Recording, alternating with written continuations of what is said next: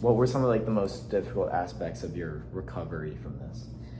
I mean, honestly, chemotherapy causes hair loss, right? So the first time I was much younger, I'd do the hair loss.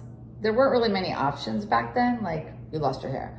And I remember going like, so it doesn't come out all at once. It starts coming out in clumps.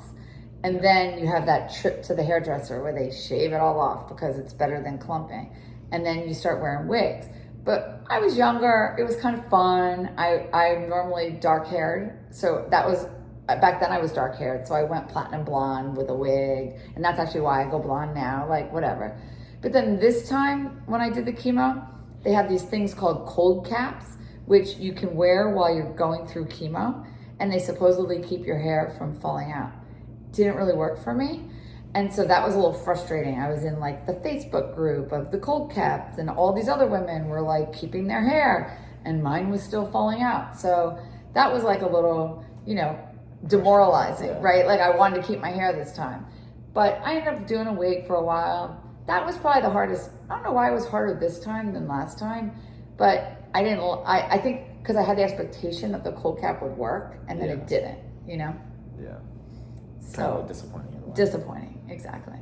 Do you feel like people like treat you differently? It's like that's like a pretty noticeable physical change that you get from that. Yeah. Do you notice like how other people respond to it? Yeah, it's funny. The first time I was very open with everybody. Yes, I've got this disease. But it was almost like too overwhelming, the response, because then people are like organizing food and, oh, Julie. And it was weird how incredibly nice, of course, people are, but you just want to feel normal.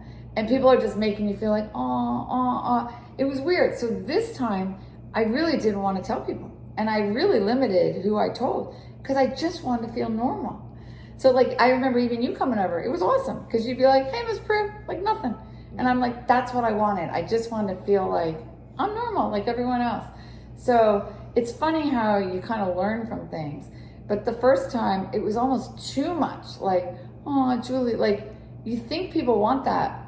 And they probably do like the help. Like, I like the help of it. But you don't like feeling like, oh, you just want to feel like you want energy that'll lift you up and get you on your feet and not just more, oh, poor Julie, that's going to make me just not feel good about myself. Yeah.